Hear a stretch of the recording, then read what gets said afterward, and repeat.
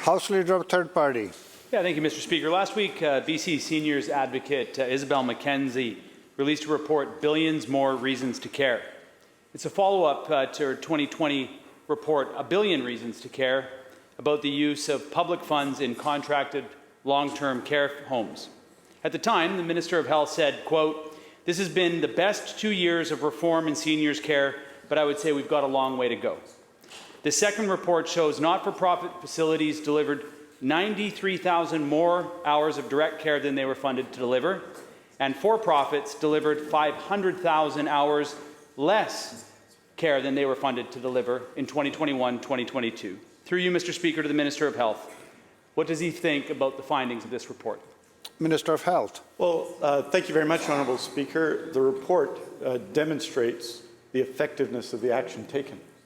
When I became Minister of Health in 2017, this was in a Seniors Advocate report, 85% of care homes didn't meet provincial standards. Today, they all do.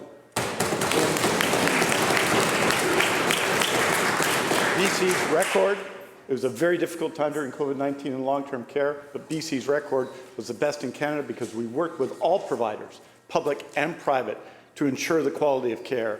We brought in wage leveling to raise up standards for workers in long-term care. And yes, Honourable Speaker, we got rid of Bill 29 and 94, which discriminated against healthcare workers during that time.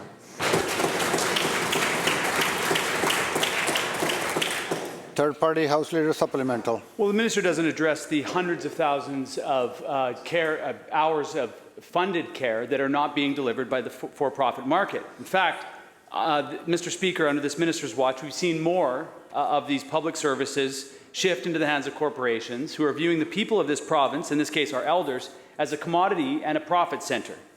This latest report found for-profit centres spent 60 cents more per bed on building costs than the not-for-profit facilities. And for-profit facilities earned 7 times as much profit as their not-for-profit counterparts.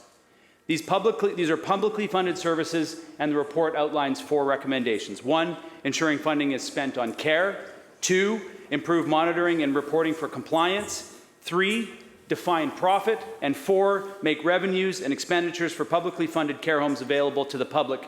Through you, Mr. Speaker, to the Minister of Health, will he immediately implement all of these recommendations? Minister of Health. Thank you, Honourable Speaker. In fact, we are putting in place a contract model working with all providers, public, non-profit and for-profit providers, working together as we did during COVID-19.